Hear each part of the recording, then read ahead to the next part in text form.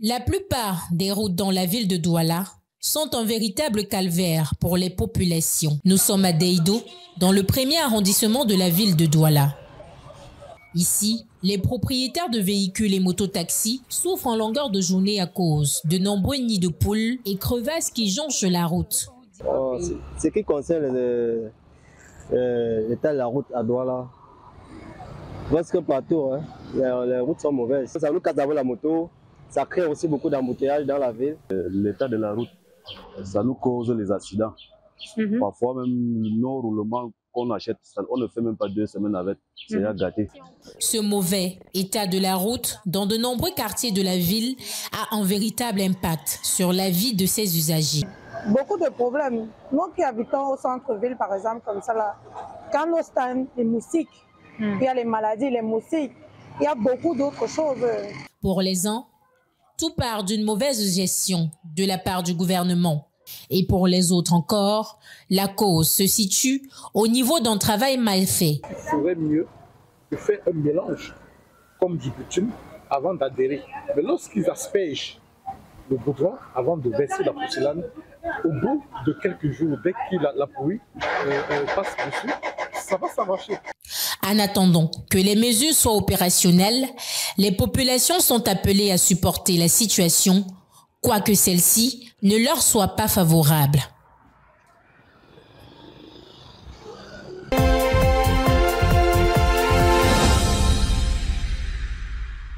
Pas un pas dans la ville de Douala sans apercevoir des déchets d'ordures ménagères. Deido, situé dans le premier arrondissement de Douala, n'est pas en reste, précisément au marché Saker et Bao Deido, où les ordures dictent leur loi aux riverains. Nous sommes déjà fatigués.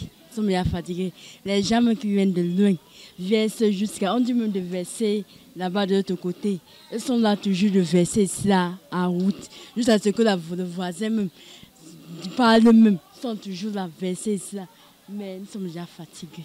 Fatigués de se plaindre, d'autres en ont fait de ces ordures leur allié au quotidien. Je ne suis pas différent de celui qui vit dans les toilettes, dans les WC. Je ne suis pas différent parce qu'on aspire chaque jour que ces odeurs, chaque jour.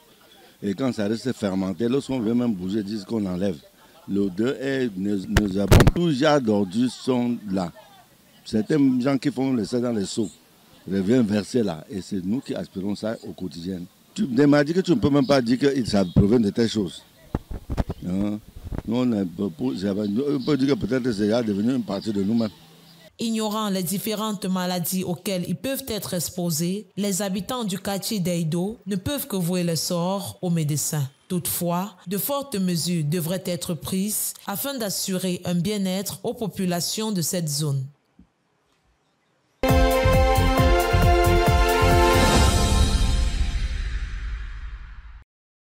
Il y a eu rentrée pédagogique ce lundi 9 octobre 2023 dans l'arrondissement de Douala 1er pour ce qui est de l'éducation de base. Les directeurs et autres responsables d'écoles primaires et maternelles ont remué les méninges autour des directives de la haute hiérarchie. Les travaux tenus à l'école publique de Deido ont été conduits par Madame Grace Moto, inspecteur d'arrondissement de Douala 1er pour l'éducation de base. Rendu au premier mois de classe, aucune perturbation n'a émaillé le déroulement des activités pédagogiques qui, dans l'ensemble des écoles publiques et privées de Douala 1er, se déroulent plutôt bien. Les enseignants du primaire vaquent librement à leurs occupations, du moins pour ce qui est de la ville de Douala en général et de l'arrondissement de Douala 1er en particulier. De quoi rassurer les parents d'élèves et toute la communauté éducative.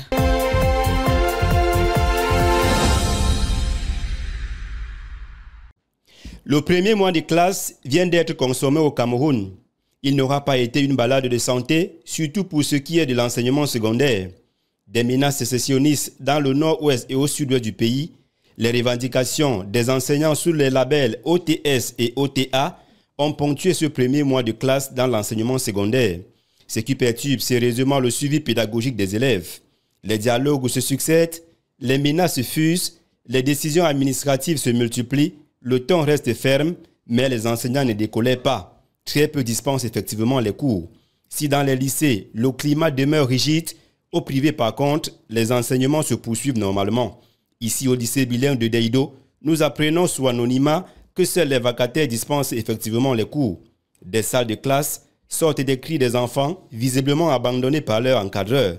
Ici comme ailleurs, aucun responsable n'a accepté de se prononcer sur la question. Plus rien à faire, nous voulons notre argent, nous lance un enseignant en colère au passage. Voilà qui vient teinter ce premier trimestre scolaire au Cameroun. Si rien n'est fait pour sauver l'école secondaire, l'année scolaire 2024 est en passe d'être la plus médiocre. Les différentes administrations concernées seraient à pied d'œuvre pour une issue favorable dont nous espérons qu'on viendra à toutes les parties prenantes pour que revive l'école au Cameroun.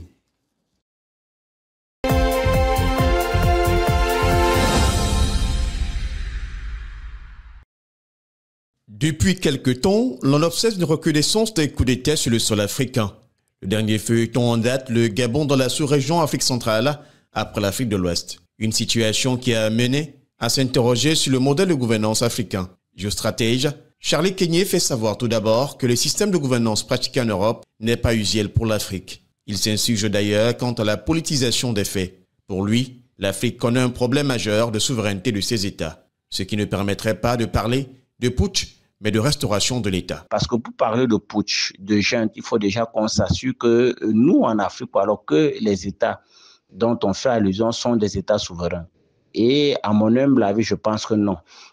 Alors, si on part du postulat que ces États ne sont pas des souverains, à quel moment on peut parler de putsch, de junte, encore moins de démocratie, puisque les décisions qui sont prises au niveau de ces États-là ne les appartiennent pas? Pour rappeler que déjà en Afrique, nous n'avons pas de modèle de gouvernance à proprement parler. Parce qu'un modèle de gouvernance doit tenir compte des réalités culturelles, historiques, anthropologiques et cosmogoniques de la région géographique dans laquelle elle est appliquée. Or, pour le cas des États africains, il faut plutôt dire que nous sommes dans le copier-coller du modèle de gouvernance pratiqué par l'Occident qui reflète leur réalité à eux et qui ne reflète pas toujours les réalités africaines. Alors, à partir de là, on comprend très bien qu'on ne saurait parler de putsch, mais plutôt de restauration de l'État. Aussi adoubé par tous comme modèle de gouvernance par excellence, la démocratie telle qu'élaborée par ses pères fondateurs ne s'applique pas en Occident, mais cède plutôt la place à l'oligarchie, nous fait savoir le géostratège.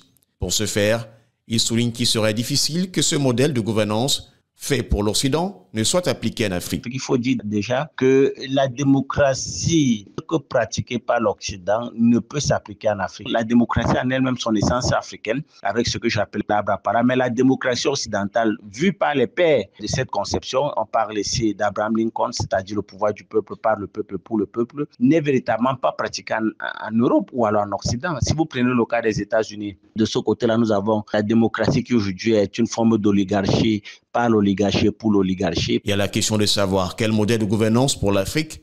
Notre expert fait savoir qu'il serait prétentieux de parler d'un modèle de gouvernance pour l'Afrique. Cependant, il conseille de mettre ensemble toutes les parties prenantes pour qu'ils trouvent eux-mêmes un modèle de gouvernance qui sied au continent.